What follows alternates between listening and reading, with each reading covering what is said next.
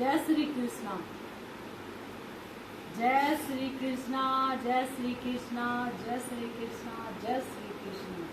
कृष्ण भगवान की याद में मस्ती से आप फिर से शामिल हो गए हैं गीता के सार में, श्रीमद् भगवत गीता में। चलिए सुनते हैं आज का अध्याय। जय श्री कृष्ण। ध्यायतो विषयेषु संग संप्रजायते संगे कामः क्राम क्रोध विजायते। इंद्रिय विषयों का चिंतन करते हुए मनुष्य की उसमें आसक्ति उत्पन्न हो जाती है और ऐसी आसक्ति से काम उत्पन्न होता है और फिर काम से क्रोध प्रकट होता है। क्रोधाधिवंती समारोह समाहृत से विषम समर्ति विरास से बुद्धि नाशो बुद्धि नाश है तो प्राण। क्रोध से पूर्ण मोह उत्पन्न होता है और मोह से स्मरण शक्ति का विश्रम हो जाता है। जब स्मरण शक्ति भ्रमित हो जाती है तो बुद्धि नष्ट हो जाती है। बुद्धि नष्ट होने पर मनुष्य भवकूप में फिर से गिर जाता है। राग द्वेष विषय निद्रेश्य नहतम से प्रसाद मर्दी गच्छति। किंतु समस्त राग तथा दोष द्वेष से मुक्त एवं अपनी इंद्रियों को स्वयं के द्वारा वंश में करने में सामर्थ्य व्यक्ति भगवान की पूर्ण कृपा प्राप्त कर सकता है। प्रसादे सर्वै दुखाना हानि से प्रजाते प्रशत हासु बुद्धि पर्यवृष्टते।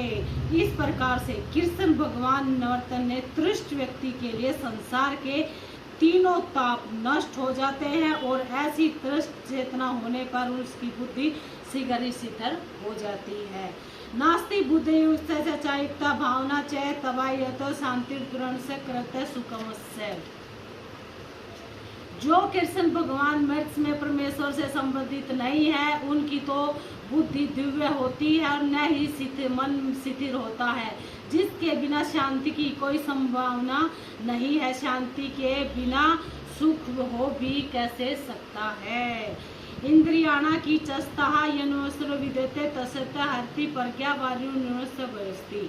जिस प्रकार पानी में तैरवी नाव को प्रचंड वायु दूर बाहर ले जाती है, उसी प्रकार विचारशील इंद्रियों में कोई एक जिस पर मन निरंतर लगा रहता है मनुष्य की बुद्धि को हर लेती है।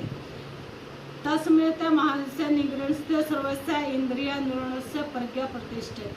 अतः हे महाबाहु, जिस पुरुष की इंद्रियां अपने अपने विषयों से सब प्रकार से वितरित होकर उनके वश में है उसी की बुद्धि नियंत्रण स्थित है।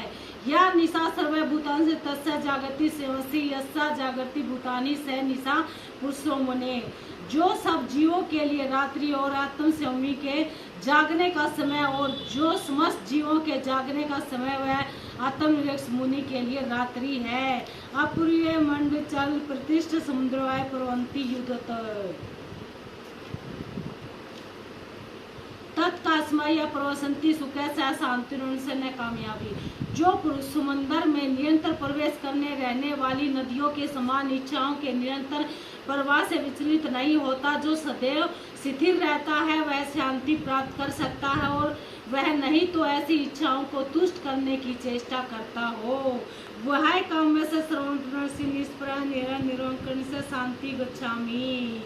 जिस व्यक्ति ने इंद्रिय प्राप्ति से समस्त इच्छाओं का परित्याग कर दिया है, जो इच्छाओं से रहित रहता है, जिससे सारी ममता त्याग दी तथा अहंकार से रहित है, वह वास्तविक शांति को प्राप्त कर सकता है। ऐसा ब्रह्मस्थिति पार्थ नैना पश्य विश्रांति स्थितिर कोपी ही ब्रह्मा निवर्तक इच्छामि। यह आध्यात्मिक एवं ईश्वरीय जीवन का पथ है जिसे प्राप्त करके मनुष्य मोहित नहीं होता। यदि कोई जीवन में के अंतिम समय में भी इस तरह से स्थित हो तो वह भगवान में प्रवेश कर जाता है। अध्याय नंबर 3 कर्म योग। जयासी ही चैत्य कर्मण से माता बुद्धि द्रंश से ताकि कर्मणि घोरे में नियोजयति केशव।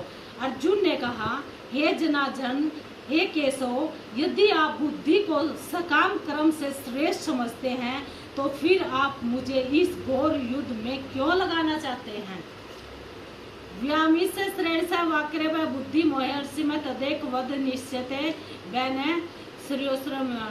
आपके अनेकार्थक उपदेशों से मेरी बुद्धि मोहित हो गई है। अतः कृपया करके निश्चय पूर्वक मुझे बताएं कि इनमें से मेरे लिए सर्वाधिक श्रेष्ठ क्या होगा। लोक से निष्ठा पूर्वक प्रोक्ता मागण्य ज्ञान से सखाने कर्म योग योगनस्य। श्री भगवान ने कहा, हे निष्पास अर्जुन, मैं पहले ही बता चुका हूँ कि आत्म साक्षात का प्रयत्न करने वाले दो प्रकार के मनुष्य होते हैं। कुछ इसे ज्ञान प्रयोग के द्वारा समझने का प्रयत्न करते हैं, तो कुछ भक्ति में सेवा के द्वारा। जय श्री कृष्णा, जय श्री कृष्णा, जय श्री कृष्णा, जय श्री